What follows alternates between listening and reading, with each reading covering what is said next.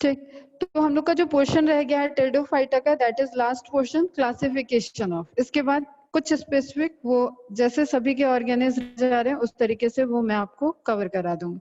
तो mainly pteridophyta को जो डिवाइड किया गया है, जो आपको पढ़ना है, दैट इज इनटू 4 क्लासेस। ठीक, जो आपको पढ़ना है बेटा उसी पे आपको फोकस रहना है। आप गूगल करने जाओगे तो आपको एल्गी की 15 क्लासेस मिलेगी, किसी में 21 क्लासेस मिलेंगी, वो आपको नहीं पढ़ना है। ठीक है, तो जितना आपको पढ़ाया जा रहा है उस पर फोकस रहना एकदम। Pteridophyta is divided into 4 classes.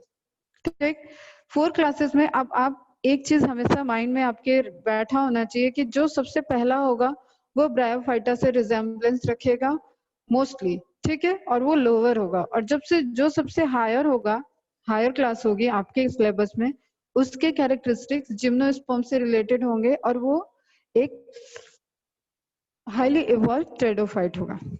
Clear? Now first is psilopsida. अब फर्स्ट जो टेरिडो मीन्स मैंने बताया था, टेरिडो की मीनिंग फेदर। ठीक है, तो आपको फर्न में ये स्ट्रक्चर दिख रहा था कि वहां पे फर्न में जो लीफ है, लीफी स्ट्रक्चर इतनी लार्ज है कंपेयर टू स्टेम कि आप उसको एक जो चाइनीज फैन वगैरह आते हैं उसकी तरह से, या पंख दिखते हैं उसकी तरीके से आप उसको एज्यूम कर सकते हो। तो फेदर लाइक स्ट्रक्चर हो जाता है। हायर में देखेंगे जैसे लाइकोप्सिडा, स्फेनोप्सिडा, अलग अलग तरीके के स्ट्रक्चर। लाइकोप्सिडा में आपका क्रीपरी आ जाएगा। तो जो रेप्टाइल वाली मीनिंग आई थी वो लाइकोप्सिडा से आई है। जो साइलोप्सिडा से आएगा दैट इज फेदर लाइक। ठीक है, राइजोम अंडरग्राउंड होना, लीफ बड़ी होना, इस तरीके का स्ट्रक्चर। तो अभी यहाँ पे तो काफी शॉर्ट में है और आपको शॉर्ट में ही पढ़ना है। जस्ट आपको जो ध्यान में रखने की चीजें हैं बेटा, दैट इज एग्जाम्पल। एग्जाम्पल, उसके common name. Clear? Common name जैसे आपको मैंने बताया था पीट मॉस। पीट मॉस किसी को याद है किस चीज का कॉमन नेम है?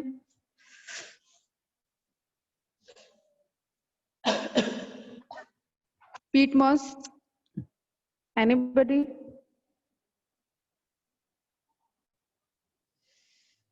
हिंट दे देती हूँ मैं, ब्रायोफाइटा में मैंने बताया है पीट मॉस, फिनोरिया, फिनेरिया नहीं,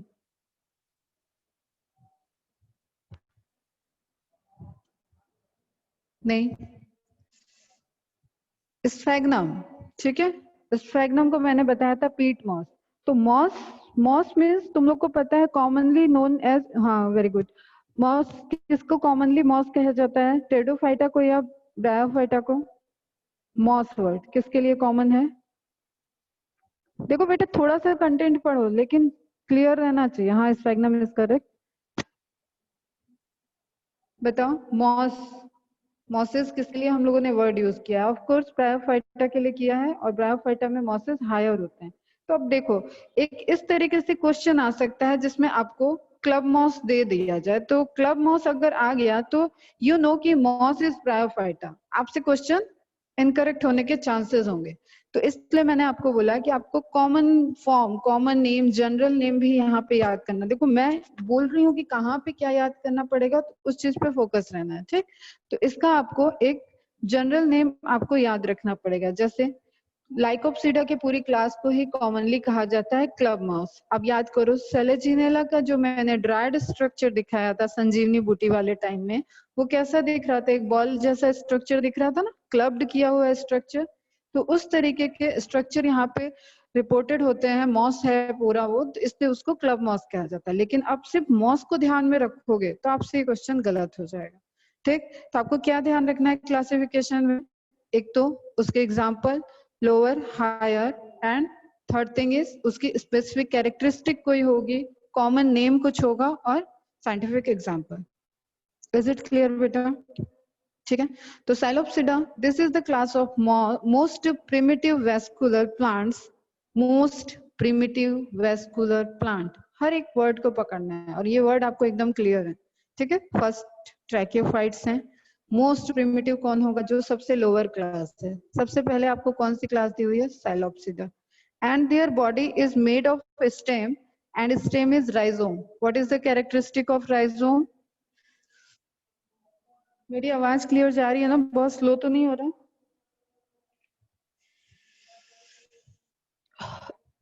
12th का आज लेक्चर नहीं लिया मैंने तुम लोगों का, मैंने सोचा चलो ले लेते एक छोटा सा लेक्चर।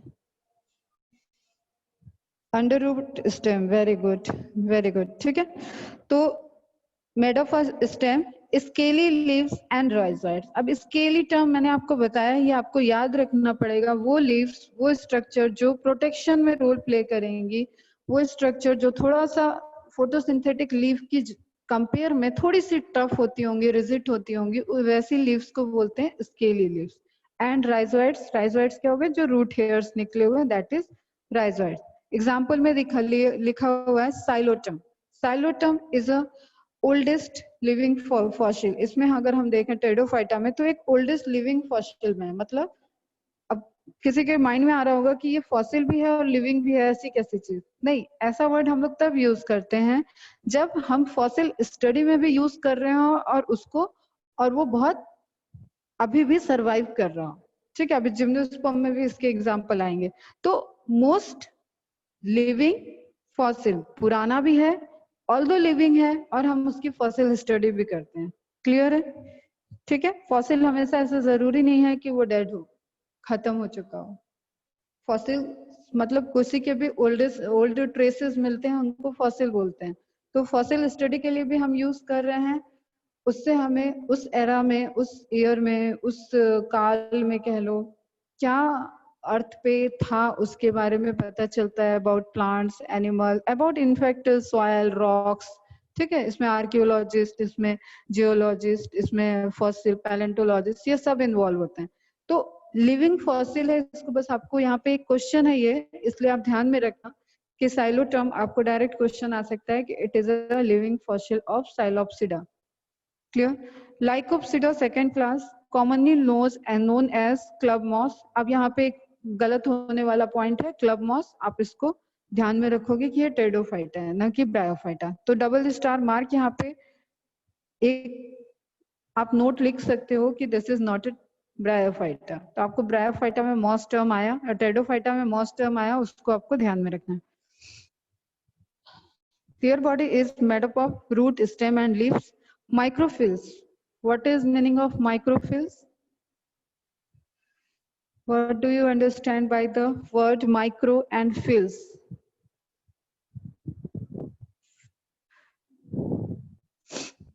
Fast reply करो बेटा।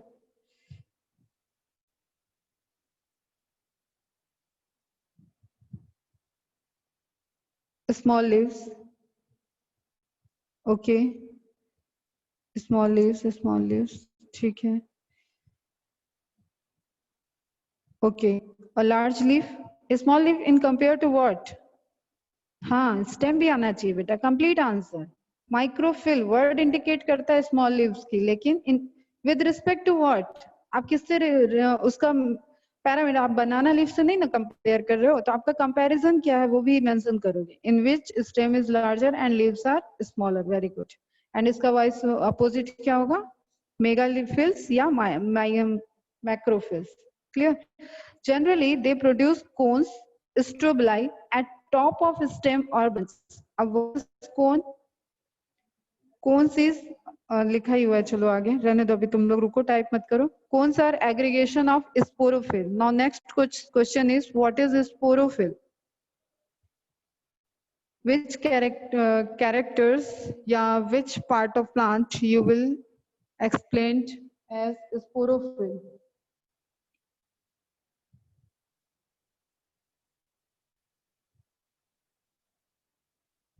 How you can differentiate between microphyll and sporophyll? What is the main criteria? Yeah, what is the main differentiation between the sporophyll and vegetative leaves?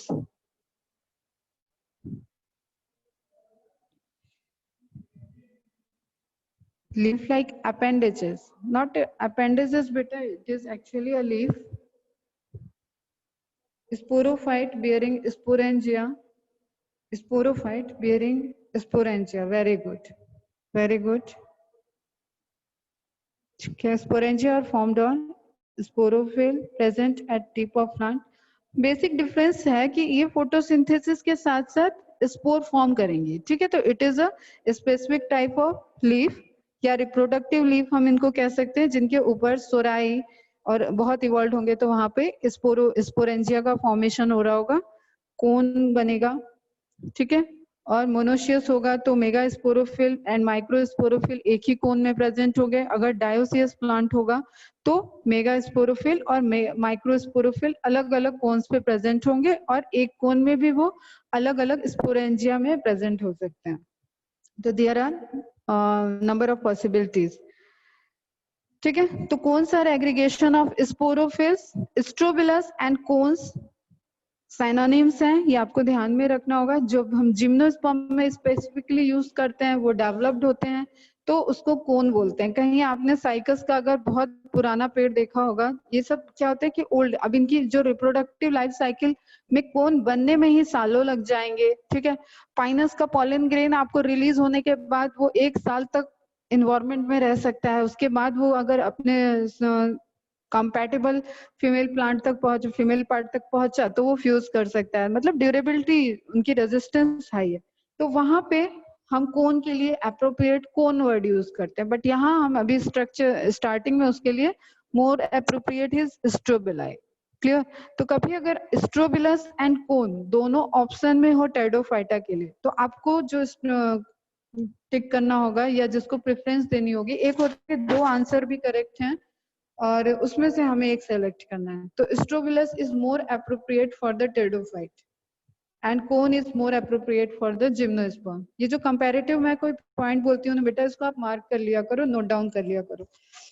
Generally, they produce cones strobili at the top of stem or branches. Cones are aggregation of sporophylls. Example: Lycopodium and Selaginella. Now, tell me what is the name of this part? What is the name of this part? एक ही labeling बताओ.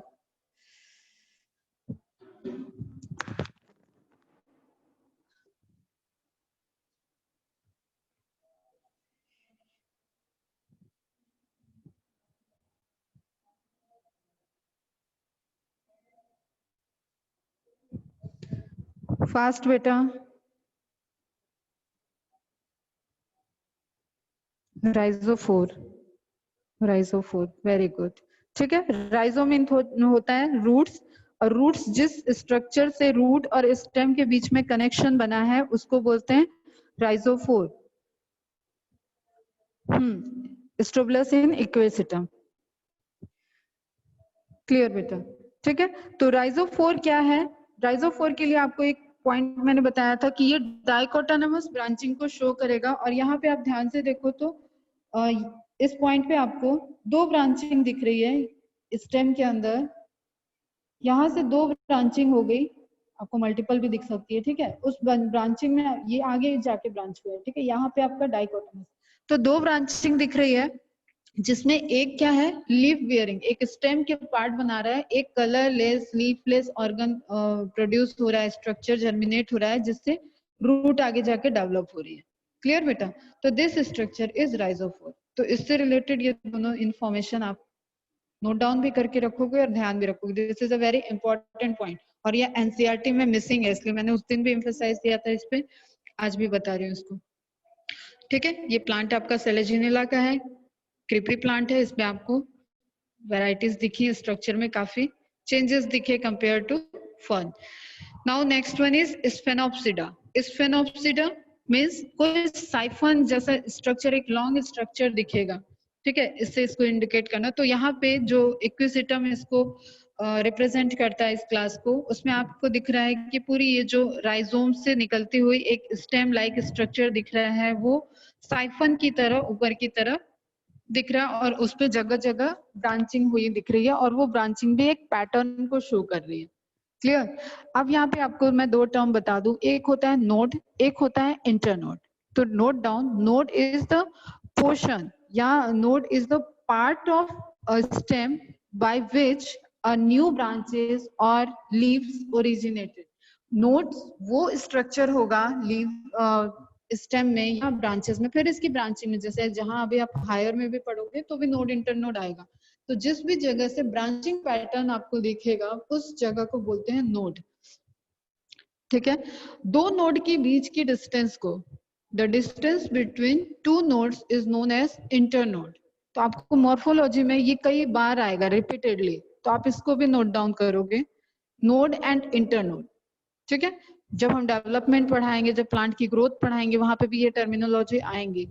तो node वो place जहां से further आपको branching, अब node पे देखो हायर में तुम्हें ब्रांच भी दिख सकती है, ठीक है, सेकेंडरी ग्रोथ करेगा तो ये नोड बहुत स्ट्रक्चर तुम्हें एक क्या है कि थिकनेस में बहुत ज्यादा हो जाएगा। जस्ट आप शुगर केन का एग्जांपल लो, शुगर केन में आपको प्रॉपर नोड इंटरनोड दिखता है, बेस्ट एग्जांपल है शुगर केन, सबने देखा होगा, ठीक है, उसमें नोड इंटरनोड, नोड इंटरनोड। तो जो आपके शुगर केन की, आप कभी अगर खेत में देखो शुगर केन, तो उसमें लीफी अरेंजमेंट ऊपर की तरफ दिखेगा एक मैच्योर शुगर केन में, और जैसे जैसे वो नोड ऊपर की इलोंगेट होता है, नोड दो नोड के बीच की दूरी बढ़ती है तो वो हाइट में बढ़ता है, ठीक है, और जब विड्थ बढ़ती है तो वो थिकनेस में बढ़ता है कोई भी प्लांट। तो दो नोड के बीच में जो इंटरनोड होता है वो इलोंगेट करता है, वो अपनी साइज को वेरी करता है, ठीक है। अब शुगर केन का एग्जांपल यहाँ पे आया है तो आप यहाँ पे समझो कि जब वो छोटा शुगर केन रहा होगा तो जो आपको पहला नोड दिखेगा वहां पे लीफ रही होगी, फिर वो ऊपर वाले, फिर वो टिप पे, तो वहां पे एक आपको लीफ जहां से फॉल हो जाती है वहां पे एक ऐसा स्ट्रक्चर दिखता है कि जैसे यहाँ कुछ था, तो उसको स्कार्स बोलते हैं, SCARS। तो अभी हम लोग मॉर्फोलॉजी में इसको देखेंगे और डिटेल में, जस्ट आप यहाँ पे इस पे फोकस करो, नोड एंड इंटरनोड। तो व्हाट इज नोड? स्टेम का वो पोर्शन जिससे फर्दर ब्रांचिंग हो, वहां पे लीफ हो सकता है, वहां पे सिंपल ब्रांचिंग हो सकती है, ठीक है, कुछ भी स्ट्रक्चर वहां पे अटैच्ड रहेगा। और इंटरनोड जस्ट इलोंगेटेड पार्ट रहेगा, उसमें आपको जनरली कोई स्ट्रक्चर ऐसे ओरिजिनेट हुआ दिखेगा नहीं, ठीक है। तो internode is always responsible for the height of the plant, clear, and for the width आपको जो नोडल रीजन पे एक्टिविटी होती है, और जो इलोंगेशन में जब अब उसकी मैकेनिज्म अलग होती है, बात करेंगे उसके बाद में, ठीक है। यहाँ पे आप इंटरनोड नोड क्लियर है आपको? स्ट्रोबिलस भी यहाँ पे आपको बहुत क्लियरली दिख रहा है, टिप पे स्ट्रोबिलस दिख रहा है। इक्विसिटम के लिए मैंने पहले भी एक इंपॉर्टेंट पॉइंट बताया है कि these are the biological indicator of gold. Gold, किसी सॉइल में गोल्ड का प्रेजेंस होना, इक्विसिटम वहां पे प्रेजेंट है, अगर ग्रो कर रहा है तो उसको इंडिकेट करता है। और वो ट्रांसपोर्टेशन जो वेस्कुलर सिस्टम है उसके थ्रू ट्रांसपोर्टेशन में इक्विसिटम के प्लांट के अंदर भी गोल्ड के ट्रेसेस मिलते हैं। क्लियर है बेटा? नाउ देख लेते हैं यहाँ क्या लिखा है। Commonly known as horse tail, ठीक है, घोड़े के पूंछ जैसा दिख रहा है, तो हॉर्स टेल कॉमन नेम भी है, इक्विसिटम के लिए यूज करते हैं और स्फिनोप्सिडा के लिए। Their body is made of root, stem, rhizome and scaly leaves. Root भी होंगी, अंडरग्राउंड राइजोम भी होगा, ठीक है, राइजोम के साथ, रूट के साथ हो सकता है rhizoids,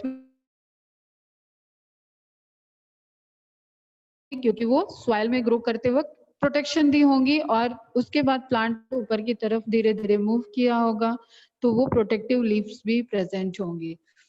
Stem is distinctly differentiated into node and internode. I think it is clear. Clear है ना? They also form cone strobilus at the top of aerial stem. Aerial मतलब जो हवा में हो. Is it clear बच्चा?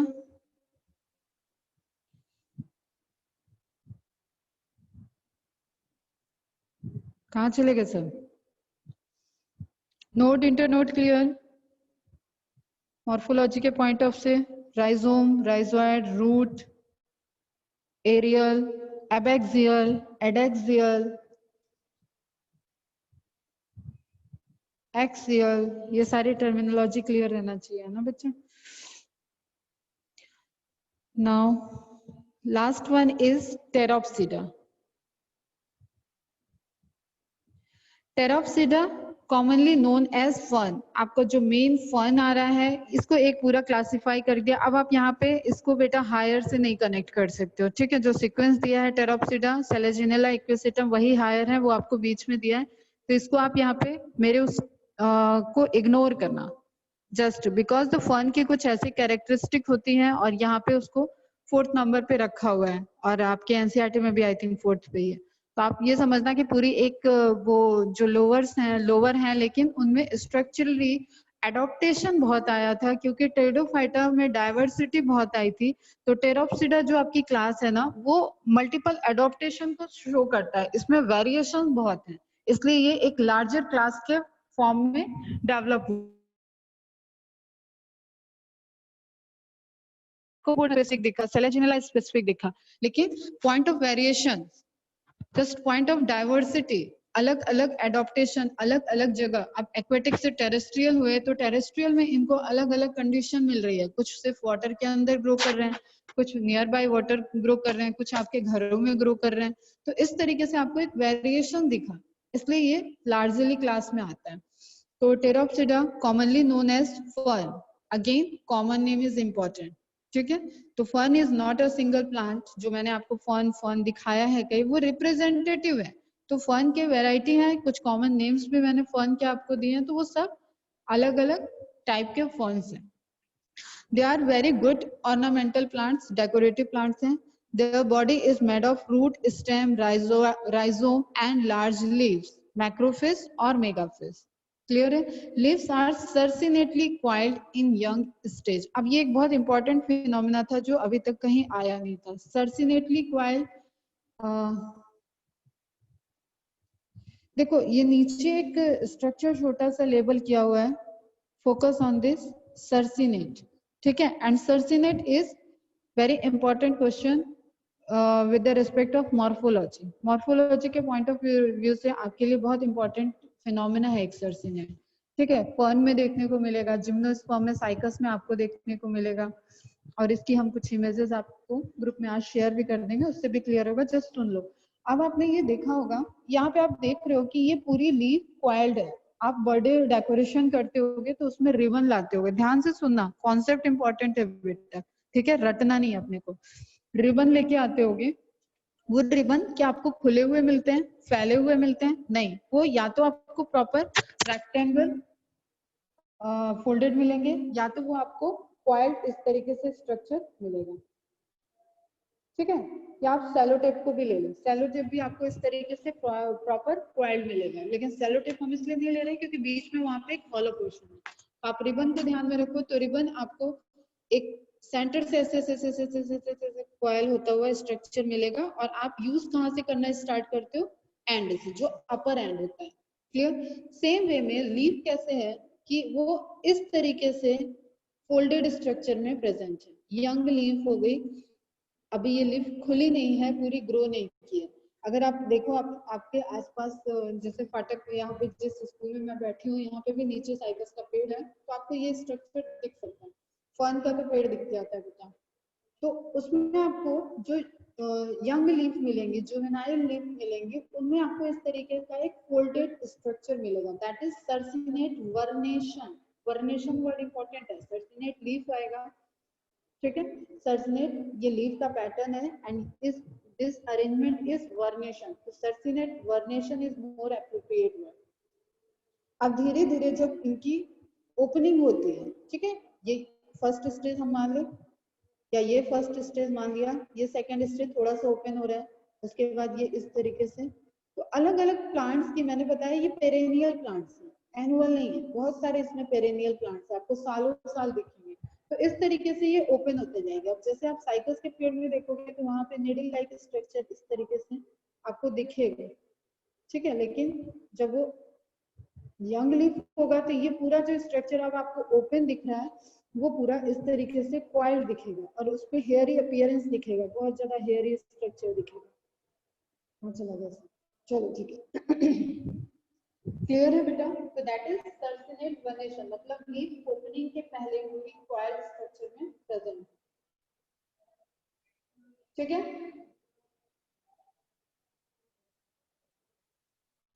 तो circinate vernation is characteristic of fern, बहुत प्रोमिनेंटली देखा जा सकता है फर्न में। Again rhizome you know, roots you know. Salvinia आपको एग्जांपल याद रखना है कि फ्लोटिंग एक्वेटिक प्लांट है। आई थिंक मीटिंग का ओवर होने का टाइम हो रहा है, तो हम उसके बाद ही स्टार्ट करते हैं, जिसको हम देखेंगे। तो टेरोप्सिडा एग्जांपल ऑफ फर्न, आपको ये डॉक्यूमेंट शायद मैंने शेयर कर दिया, नहीं किया होगा तो आज कर देंगे। तो ये एग्जांपल्स जो इसको रिप्रेजेंट कर रहे हैं वो आपको नोट डाउन करना है। प्लस मैंने स्लाइड में कुछ कॉमन फॉर्म्स के नेम दिए हैं, वो आपको नोट डाउन करने हैं। क्लियर? ठीक है, तो आपको ये सैम बहुत important question है। Solvinia, Azolla and Marsilio. Sam is aquatic pteridophyta. इसका शॉर्ट फॉर्म भी आप लिख सकते हो, सैम। ठीक है, Solvinia, Azolla and Marsilio. These are aquatic pteridophytes. Most of fossil fuels we obtain presently in the result of fossilization of giant sperm pteridophyta. ठीक है, इंडस्ट्रियल पर्पस से, इकोनॉमिक पर्पस से आप नोट डाउन कर सकते हो। तो एंड करते हैं मीटिंग। इसके बाद नेक्स्ट हम लोग देखेंगे जिम्नोस्पर्म की कैरेक्टरिस्टिक। रिजॉइन करो। यहाँ तक किसी को कोई डाउट?